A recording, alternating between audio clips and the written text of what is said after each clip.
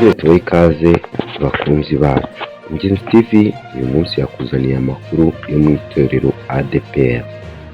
Ndayizeye Isayi avugwaho guhombya ADEPR kugeza n'aho ubuyobozi bumusaba ibisobanuro.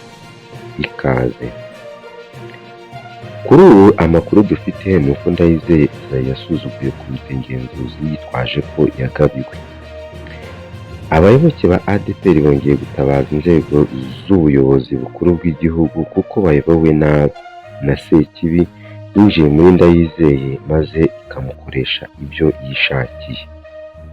Hamaze iminsi havugwa ko muri ADEPR Ndayizeye ahohotera abayobozi, akirukana abapasiteri uko ashaka, akinjizamo abo ashaka, ariko byose bigendeye ku kwikunda, gukunda indonke no kwigwizaho imitungo. Ibyo byose ariko ngo abiterwa n'ipfunwe ry'uko abo ayobora harimo abamurusha amashuri n'ubushobozi.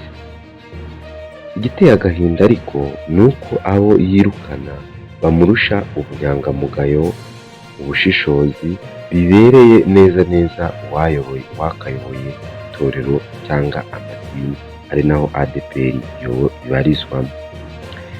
Bizera bo muri ADEPR basanga inzika za Ndayizeye Isayi zikomeje guhiga abashumba bavuga rumwe n'abo yirukanye, akabahiga umwe ku wundi ashaka kubirukana. Aba rero ngo nabo yirukanye nyuma bakamujyana mu nkiko, aho bamwe imanza zimwe zarangiye ADEPR igatsindwa.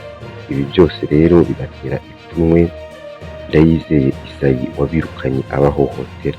Hari kandi izindi manza zikiri mu nkiko nazo bishoboka ko ADEPR yazatsindwamo. Ibi byose Ndayizeye Isayi abikora kugira ngo ace intege babatangabuhamya muri za manza ADEPR itegereje imbere, ndetse za manza yashowemo na Ndayizeye Isayi.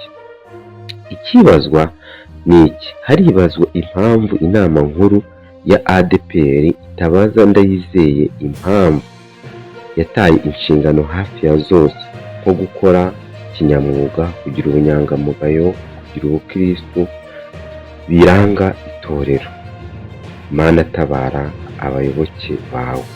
Babashimiye, basabye gukomeza gukora like, share na comment kugira ngo amakuru yacu abagerereho ku gihe.